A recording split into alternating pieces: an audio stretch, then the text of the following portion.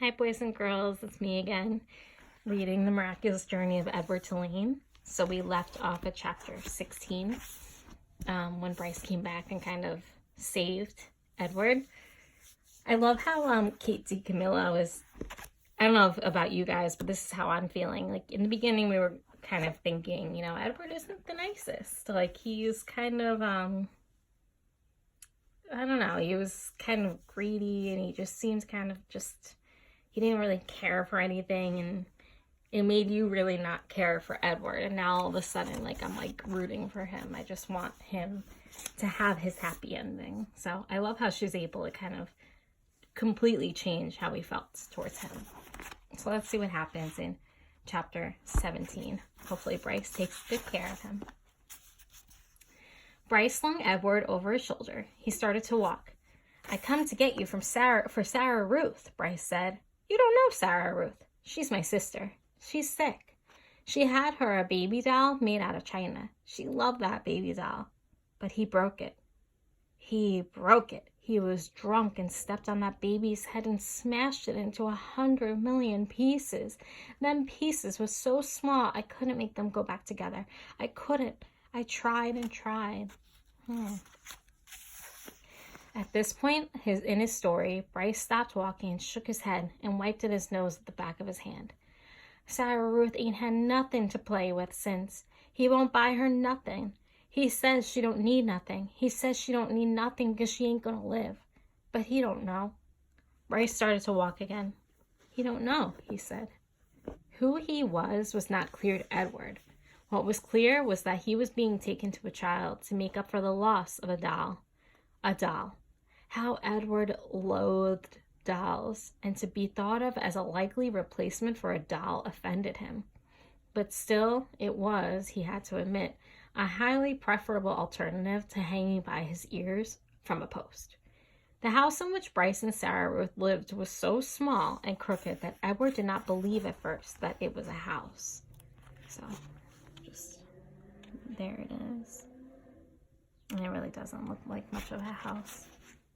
But it is a roof over our head. He mistook it instead for a chicken coop. Inside there were 2 beds and a kerosene lamp and not much else. Bryce laid Edward at the foot of one of the beds and then lit the lamp. "Sarah," Bryce whispered. "Sarah Ruth, you gotta wake up, honey. I brung you something." He took the harmonica out of his pocket and played the beginning of a simple melody. The little girl sat up in her bed and immediately started to cough. Bryce put his hand on her back. "That's all right," he told her. "That's okay." She was young, maybe 4 years old, and she had white blonde hair, and even in the poor light of the lamp, Edward could see that her eyes were the same gold-flecked brown as Bryce's. "That's right," said Bryce. "You go on ahead and cough." Sarah Ruth obliged him. She coughed and coughed and coughed.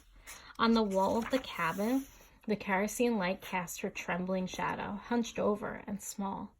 The coughing was the saddest sound that Edward had ever heard, sadder even than the mournful call of the whippoorwill. Finally, Sarah Ruth stopped. Bryce said, "You want to see what I brung you?" Sarah Ruth nodded. "You gotta close your eyes." The girl closed her eyes. Bryce picked up Edward and held him so that he was standing straight, like a soldier, at the end of the bed. "All right now, you can open them." Sarah Ruth opened her eyes, and Bryce moved Edward's china legs and china arms so it looked as if he were dancing. Sarah Ruth laughed and clapped her hands. "Rabbit," she said. "He's for you, honey," said Bryce.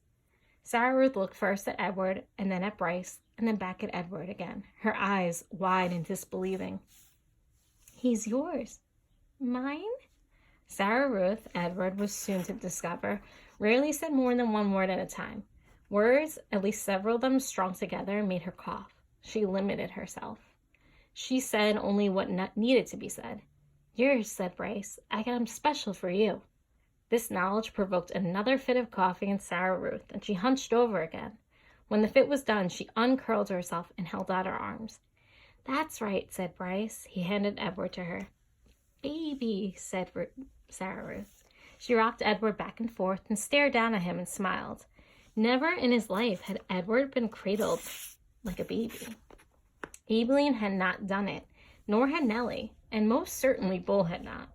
It was a singular sensation to be held so gently and yet so fiercely, to be stared down at with so much love.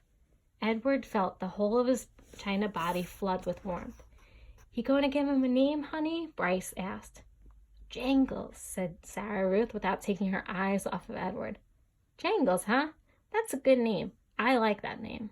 Bryce patted Sarah Ruth on the head. She continued to stare down at Edward. "Hush," she said to Edward as she rocked him back and forth. "From the minute I first seen him," said Bryce, "I knew he belonged to you. I said to myself, that rabbit is for Sarah Ruth, for sure." "Jangles," murmured Sarah Ruth.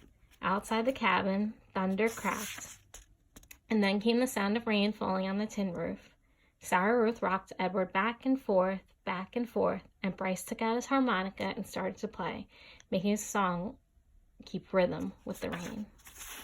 I just want to zoom in a little bit.